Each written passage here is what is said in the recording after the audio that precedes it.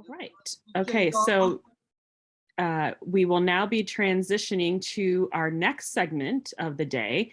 And I don't know about you, but I did not realize, I just found this out in the last 2 days, that today is National Industrial Design Day. So we have the perfect session for this very special day. And this will be a panel discussion entitled, I Didn't Know That Was Industrial Design. So I will now hand this over to moderator Raja Schaar. And I will let you go ahead and introduce your panelists. Thank you. Thank you so much. So can everyone hear me? Nope. All right, cool. So excited to be here today. Yes, I am Raja Schaar. I am the Assistant Professor and Program Director of Product Design at Drexel University. And I'm so excited to bring today to you a panel of industrial designers to really sort of illuminate a little bit Excuse about me, this is Ricardo Gomes that many people are unfamiliar with. So without further ado, I'd like to go ahead and invite my panelists to come up today, and I'm going to go ahead and share my screen. All right.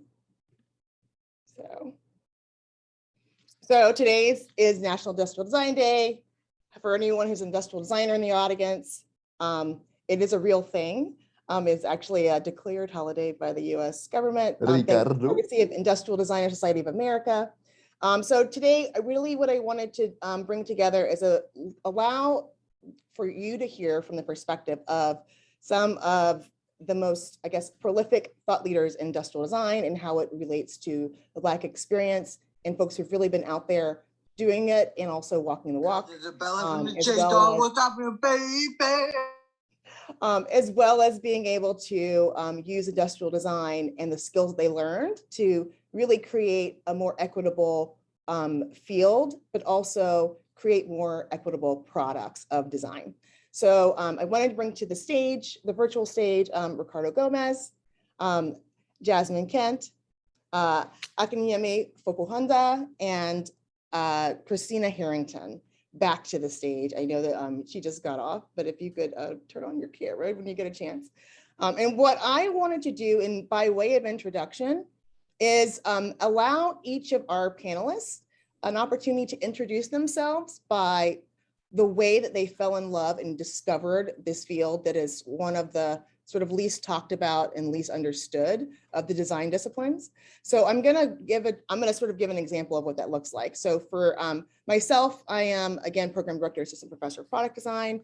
And one of the ways that I sort of discovered or stumbled into this idea that people had control over the design of objects was by way of my Fisher-Price Little People Playhouse. When I was a kid playing with my toys, I often would interact with, lived in South Georgia, so we had insect repellent all over us. And there was one day that my mom had sprayed us with insect repellent and it dripped onto the plastic of this dollhouse and it melted the dollhouse. So the tiles actually sort of like fused together. And as a kid, I was like, someone in the world made the decision to use this material without ever thinking about the fact that I might be using something like insect repellent with it. Didn't they test the materials? So as a kid, I was always dissatisfied with different elements of my world. And I would always ask this question, who is behind this? And so I think that for me, it really piqued this moment of curiosity where I really wanted to figure out how to have control over things like that. And how did people make decisions that I didn't agree with, that I thought were bad? And even as an 8-year-old, understanding the idea of chemicals interacting together, I thought was just an oversight that needed to be corrected. So I went to school for industrial design at Georgia Tech. And I went on to, now I'm a professor of industrial design at Drexel University. And a lot of the projects that I lead are related to trying to get more students who ask really rich and deep questions about why the world is designed the way it is. And one of the projects that I focus on is called Black Girls Steaming Through Dance. And we really focus on developing design competencies and literacies, but also technology competencies and literacies through the lens of interdisciplinary and culturally sustaining pedagogies. We introduce our girls to coding, design processes, all sorts of different ways of composing their world through composing dances and choreography. I'm really thinking about design at the intersection of just lived experiences which is super exciting for us. And we also have a huge can't wait to talk to Christina about the Building Utopia deck, because we do a lot of facilitation around sort of like futures thinking and what the world can be with our students. So, and then I also wanted to sort of kind of think about like where I would like to see myself as a designer. And I always feel like I'm always growing and asking questions of the world. And some of the questions I've been asking in the last 5 to 10 years have really been about the poor decisions that we've made.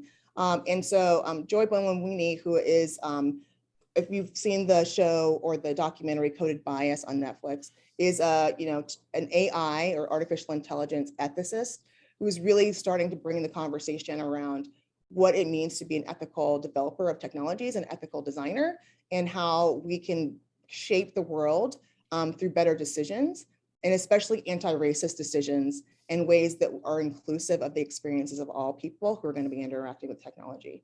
So next, I wanted to allow Ricardo to come on up and introduce himself. Well, thank you, Roger. Thank you for inviting me to this panel discussion. It's actually, I'm not sure if you even had anything to do with the scheduling to have it fall right on National ID Day. So that was kind of nice. I didn't even actually know it myself. I thought it came and went. Again, do I have controls of this panel, or will you just switch? Do I need to tell you, or how do we? Okay, there we go. If we can go back to the previous slide, I think it can't get a better start than Africa is the beginning. And the reason why I chose that, not just because I'm romanticizing about Africa, I've had the fortunate opportunity to have practiced there and had some wonderful life-changing experiences there. But more importantly, this is a mural. I'm from Boston originally. I'm currently in San Francisco. I've been in California for over 40 years, did my graduate work at UCLA, did my undergraduate work at Massachusetts College of Art in Boston. And to answer some of the questions that Raja has posed, for me, it really was God sent that I ended up being in industrial design. I was very, very fortunate to have 2 African-American mentors, African-American male mentors when I was 16 years old, still in high school, junior in high school. The first fellow from that mural, that was a fellow by the name of Gary Rickson, who was a master wall muralist. And I ended up taking 2 summer classes with him through the Institute of Contemporary Art in Boston. Not that I was so geared and focused on all these institutional linkages and connections. I was just fortunate in the right place at the right time. And to be honest, that's been my star. I've been following up to this day. The second gentleman in here in the photo on the right side is Bill Wright. And he was the first person to actually talk to me about industrial design. That was his studio, which was in an old high school. This is in Medford, Massachusetts. And I worked with him from 1974 on through high school into Mass College of Art. In fact, when I got into Mass College of Art, most of my professors told me this fellow already told me most that they could teach me, but they wouldn't hire him because he didn't have an official degree. He was self-taught, African-American, worked on the set of 2001 Odyssey, Space Odyssey, phenomenal person. I would not be here today if not for Gary Rickson, the master wall muralist, and Bill Wright, the self-taught industrial designer. He formed a design office called Freeform Conceptual Design. This is reflecting of my student activity at Massachusetts College of Art that was working with the Black Artists Union. I was the first African-American to graduate from Massachusetts College of Art in 1979-80 with an industrial design degree. I was a pioneer. I was totally floored. But really what kept us together was our student solidarity with the Black Artists Union, most of the artists, painters. And in fact, we were so well organized, we actually offered sort of refuge to Asian students and Latino students in our program. Next slide, please. These slides, oh, you did some masterful editing there, Raja. Thank you. You did wonderful. This was my work at UCLA. I went to UCLA after working a year in New York City just to kind of cut my teeth. But I realized after going to a lecture at Columbia University that featured some of the most preeminent Black literary people to the day, Amira Baraka, Toni Morrison, you know, all the greats were there. And I said, what am I doing in New York doing commercial design? I says, I went to graduate school at UCLA because it had the only program in the time in the country that dealt with design for developing countries.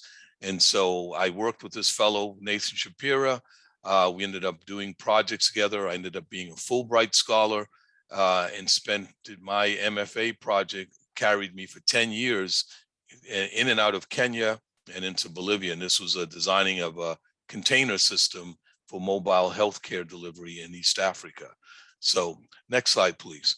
And to this day, having had my sort of 10-year stint, not only working in Kenya as a Fulbright scholar and design researcher, but also I did a year working at a French government design school called Les Ateliers as a coordinator of design projects in developing countries, in which we used to place a lot of European design students in various development projects throughout Africa and Latin America and parts of Southeast Asia.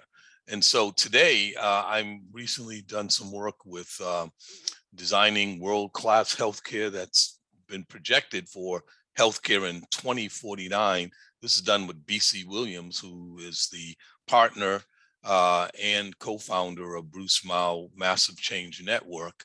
And so we've done some great work together. And most recently, we just put a publication together for the Design for All Institute of India on diversity, equity, inclusion from the African design diaspora. And we featured a number of some of the most preeminent design educators and thinkers today. We have someone from Carnegie Mellon, Eric Anderson from Carnegie Mellon presented, Jennifer Retner, and some other wonderful people. Aspiring is people like Noel Mayo and Chuck Harrison. I knew of Noel Mayo, who's on the right.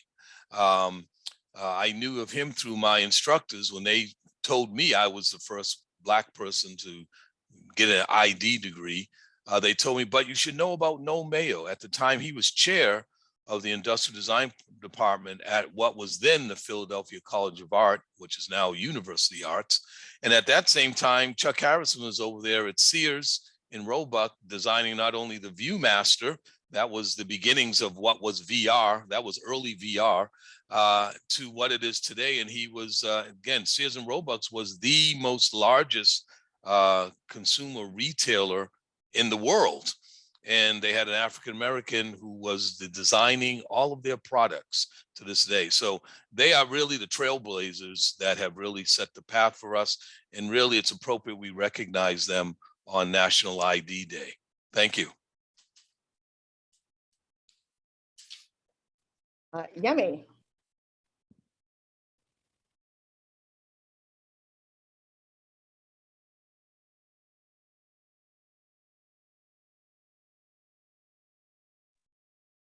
Yummy, are you there?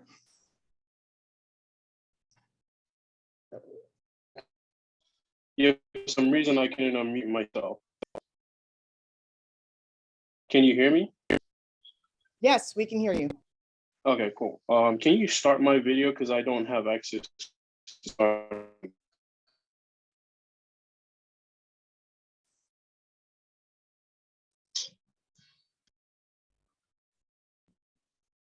I still don't have access to the video.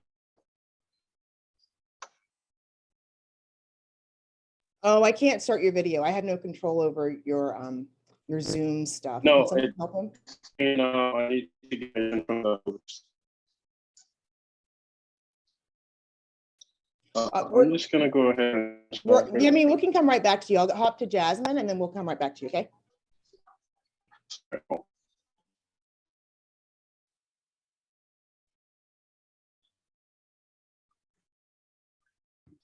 Hey, Yemi, you actually should have access to turn your camera on. You just have to press the button. It's not letting me. Okay. Would you be willing to just go ahead with your camera? We're going to go to just hop to Jasmine, and then we will. I can't unmute anyone, and it says Jasmine says she can't unmute either. So sorry. All right, give us one I'm second. just gonna go right ahead I and think your start, yeah. security controls are working really well, Amari. So I would not. Can you hear me now? Yes. Oh, okay, cool. Yeah, at first it wasn't letting me do it, but now I'm gonna speak while I'm able to speak. Hi, everyone. My name is Jasmine. I'm an innovation bra and seamless apparel designer at Target, specifically for their All in Motion brand. And the video you're seeing here is the Black History Month Under Armour collection that I was an art director for. So that's kind of my most recent work that came out. I'm really proud about it. So you should go to Under Armour's Instagram and you can kind of see the full thing. But I first discovered industrial design when I was in college. So I actually went to Georgia Tech for architecture, but they always made us take, made us all take a common first year course so that everyone in the College of Architecture could kind of understand the different disciplines that they had, which at the time were only architecture, industrial design, and I think like music. No, building construction, and then maybe music was somewhere else. But when we did our ID portion, the first thing they told me to draw was an egg beater. And I think just having to draw it and look at it in such detail made me think like, you know, who thought about this and who thought about using this material and why this shape here? And I can barely hold this small little knob to beat my eggs with and blah, blah, blah. So I think for me, that was really when I discovered it, but I had never been introduced to it before college. But then when I did graduate, I graduated with my bachelor's in architecture, but I did get more interested in industrial design around the end. And I decided to go to IDSA when it was in Austin. And that's when I kind of got to discover, oh, what does someone do with this degree? Because even though I learned about it and saw people go get their bachelor's in it, I still didn't quite understand what they would be doing when they left college. Like it seemed like they only had one or two options of things to do, and it didn't feel broad enough. But I went to IDSA, I saw entrepreneurs, I saw people working in fashion, I saw people working in the medical industry. And this specific one I remember was called Belief because a designer was in India and she actually decided to make plates and utensils out of banana leaves. And that was supposed to be way more sustainable and could be compostable and supposed to basically replace like plastic, styrofoam, all the other things we use for eating. So that's when I was like, you know what, I'm kind of interested in this. And it seems like you can go any which way you want to. And then the other question that Raja gave me was around when to actually think too, when people were thinking about design, was more so this salt shaker. So all these like simple things that I in my regular life would have never thought about. But I saw this salt shaker and I just thought it was interesting, like, oh, someone really thought about, oh, sorry. Okay, you slept by yourself? Can you go get your tablet? Okay, thanks. So this salt shaker, I thought someone thought about it, and I was like, who thinks about a salt shaker? It's just a salt shaker. Salt comes out of it, and that's kind of it. But I thought this one was really thoughtful, and it made me start to think like, oh, I'm gonna look at all the different objects around me and see who did what for what reason. I don't know who did it, but I'm gonna think about why they might have done this. But I guess fast forward to where I'm at now, I'm kind of, I'd say industrial design adjacent. I'm not creating like plastic objects and furniture or like medical devices.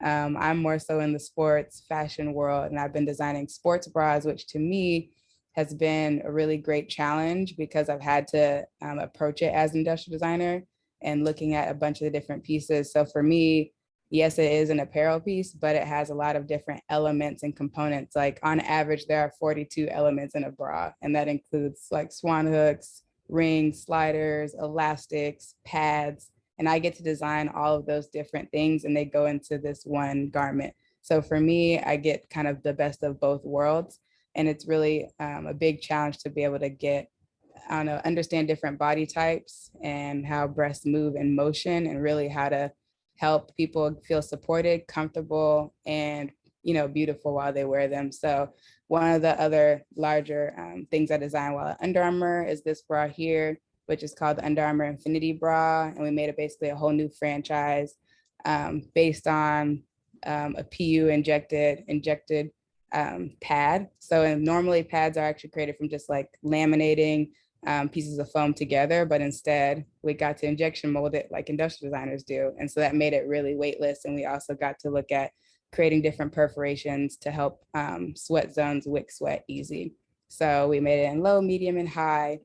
And for me, I know this guy has been trending for all the wrong reasons, but honestly, Kanye is a designer that I look up to, and Iris Van Herpen. And I just really feel like they're doing a lot of different things. Okay, watch the tablet outside though, because it's gonna make too much noise.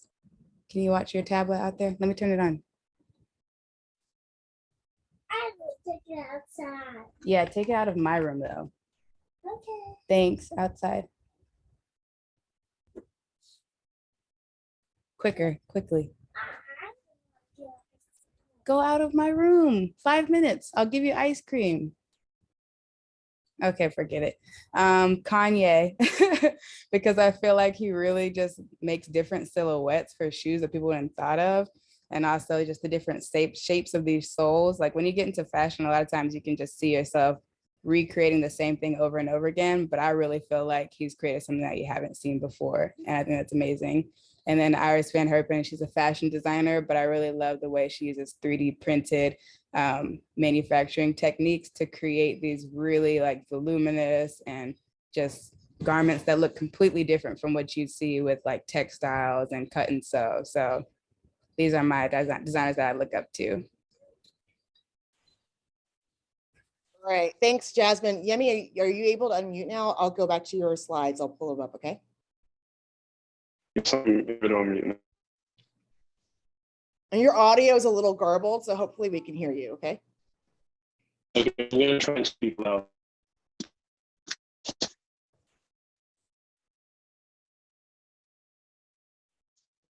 Yemi, can you hear me? I don't know if you can hear Yeah, me. Okay, you're cutting out a little bit, so maybe we'll just hop into, I'll pull up a few of your slides and you can just talk over them, yeah? okay, yeah. All right, go. Back here. All right, just give me 1 second.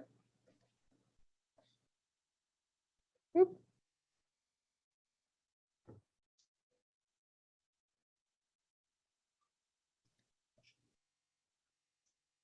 I'm trying to get back to your slides. My apologies. Everyone, It's thanks cool. for being patient. All right. So Yemi, or you, if you're able to go ahead and get started, you can go ahead and start talking and I'll pull up your slides while you're going. All right, cool. So my name is Yemi. If you don't know, I was born in Lagos, Nigeria. Can you hear me? Yes. Okay, cool. I was born in Lagos, Nigeria, and I moved to the United States in 2007. At the time, I was very interested in art, and I didn't really know how to go about it. My father was an architect, but he wanted me to be a physical therapist or a nurse. So right after high school, I started a nursing program, and within a year of that, going into my second year, I dropped out because I couldn't really do art and a biology major at the same time because it was too intense. But basically the way I discovered industrial design was very funny because I was watching movies and I started researching people who worked on the art and a lot of the costumes in the background. And I got into the world of entertainment design. And that really just opened I started just researching and I discovered people like Sid Mead and Scott Robertson and Craig Mullins. A lot of these people are people who went to Art Center for industrial design. So they took the different of industrial design and they started doing something very what was but after got into Parsons and I started like just, exploring different design backgrounds, and I wanted to focus in consumer electronics. And some of the things that you see on the screen right now are some of the things that I designed in school and outside of school. So I worked on a charging dock for a company I used to work for in New Jersey. And on the left-hand side in the upper corner, you can see the little clock that I designed for my senior thesis, as well as, so like the lighting project right here at the bottom, I designed for my company for Monster Lighting. And that was definitely a learning opportunity for me because I ended up getting to work with different manufacturing companies in China. And this product actually earned me about 10 patents. And it wasn't something I expected out of school to start like earning patents because I never learned anything like that. So I learned from designing into manufacturing and a bunch of other stuff. And I'm still very interested in learning more opportunities and just growing my skills as a designer. Can you go to the next slide, please? So right now, I just currently accepted a role at T-Mobile, and I've been helping the people in T-Mobile. I work for a very small team in T-Mobile, and we're sort of like trying to create the future of electronics. I can't really go into much details just because it's very confidential stuff. I'm really excited to work amongst really amazing salespeople as well as for people who come with different backgrounds, just learning from them. And like, it teaches me a lot about design because I'm realizing I'm not just a designer, I'm also a business person. And so it's basically just learning the business of design. Can you get to the next slide? So right now, I've been looking at designers that are either in industrial design or, like just looking at what they're doing. And I realized that industrial design is so very niche. And I've been trying to kind of like explore options in different industries. So some of these designers that you're seeing on the screen right now are people who are, I feel like, I've actually looked at them and I've talked to them about the background. And I when it comes to design, the work process, because I feel like I'm not just interested in the final product. I'm also interested in the journey that they bring me to when I'm looking at their works. So I'm just very excited to like just be a designer because I can't imagine what I'll be doing as a nurse right now. And just learning, I feel like every day that I come to work, I feel like I'm a child just playing around with different tools and software. So right now, in terms of aspiring, I'm currently in the cohort 2 for Offsite. So Offsite is a program that is a non-for-profit organization that's been helping designers either growing their skills or challenging them in different ways. So like I've been trying to just learn new things and like just for me, it's not just about fun at the end of the day. I just want to, as long as I'm learning, I feel very fulfilled in life, and I think that's my purpose. Like just growing and learning, and just being able to so hopefully I want to be the people like guide myself who, because it was a journey for me to get to where I am today, and it's still a journey, of course. I'm also just trying to grow in the process. Thank you. Moving on to Christina, I just want to give her a chance to say something. And what I would love to do is before we maybe wrap up this week and just say a little bit of like practical advice for folks that maybe are taking an interest around the objects around them and how they might want to enter the field, or any advice on entering the field of industrial design or learning in it as a Black designer as well. But Christina, will you go ahead and maybe just do a quick introduction and maybe sort of lead us into our wrap up? Yeah. So Christina Harrington, I fell in love with industrial design. I got introduced to industrial design what seems to be a tad later than most folks on the panel. I was one of those folks, and I think it kind of drove me to why I do the work that I do. I was never really exposed to what design was prior to my undergraduate education. I kind of was always a tinkerer. I always built things with my hands at home. But the guidance counselors where I went to high school was like, oh, you're meant to be an engineer, go be an engineer. And it was at Virginia Tech where I followed a couple of my guy friends who were going to an industrial design. They were getting an industrial design minor as mechanical engineering majors. Then I went to class with them one day and found out what industrial design was and kind of fell in love with the ability and the range and fluidity that designers have to, creatively explore an area and come up with a thing. And so I ended up going back to get my master's of industrial design at NC State and pursuing a PhD in design.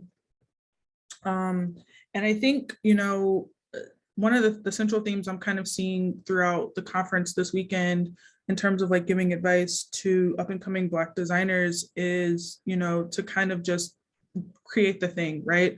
I think a lot of times, and never be afraid to be at the forefront of defining what that is. So much of the time I spent in design studio was, you know, seeing students and my peers that always felt like there was a specific formula that they had to follow and what they could ideate and what they could sketch and what they could create. You're seeing on this panel right now and some of the folks in the audience that have presented over the last 2 days of like how ingenuity lies within kind of like the Black imagination and Black creativity.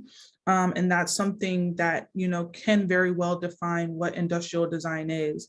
I think I also saw someone in the chat that mentioned, you know, that there is an expanded, it's necessary for there to be an expansion of what industrial design is, because it's not just physical product anymore. Industrial design is so much in the digital realm. Industrial design also spills over into how we think about design methods and design processes.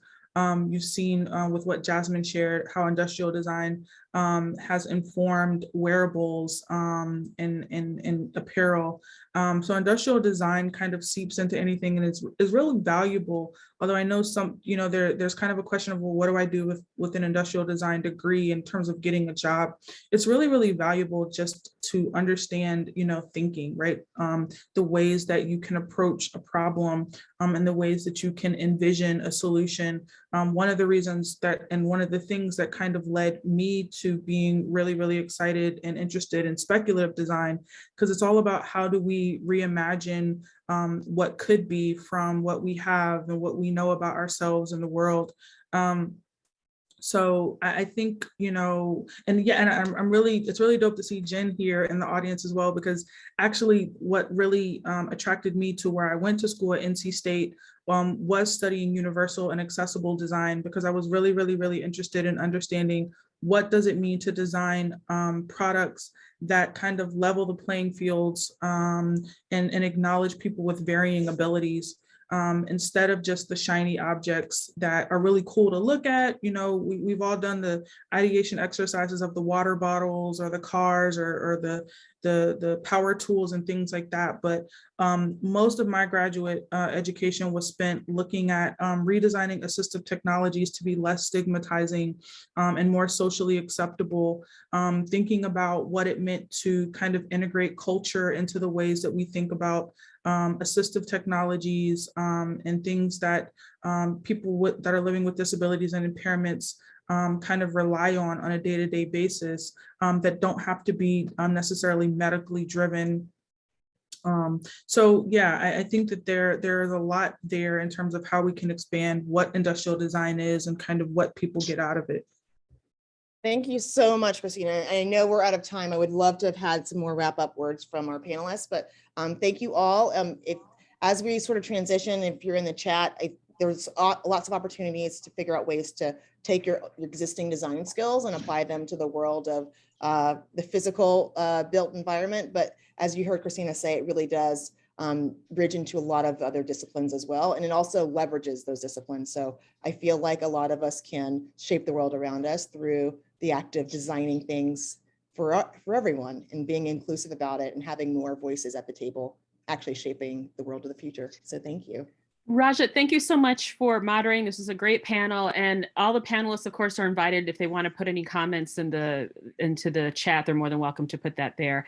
Okay, so now we have a break. So it'll be shortened now to about 11 minutes. So at the top of the hour, so 4 o'clock Central, that's when we'll see you right back here for the for additional programming. See you soon.